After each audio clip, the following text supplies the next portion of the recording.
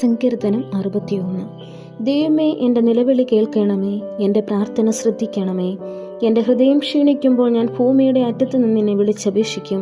എനിക്ക് അത്യുന്നതമായ പാറയെങ്കിലേക്ക് എന്നെ നടത്തണമേ. നീ എനിക്കൊരു സങ്കേതവും ശത്രുവിൻ്റെ നേരെ ഉറപ്പുള്ള ഗോപുരവുമായിരിക്കുന്നുവല്ലോ. ഞാൻ നിന്റെ കൂടാരത്തിൽ എന്നേക്കും വസിക്കും.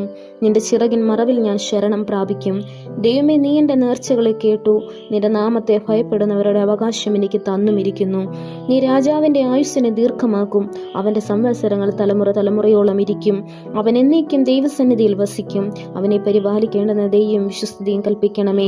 അങ്ങനെ ഞാൻ തിരുനാമത്തെ എന്നേക്കും കീർത്തിക്കുകയും എൻ്റെ നേർച്ചകളെ നാൾ തോറും കഴിക്കുകയും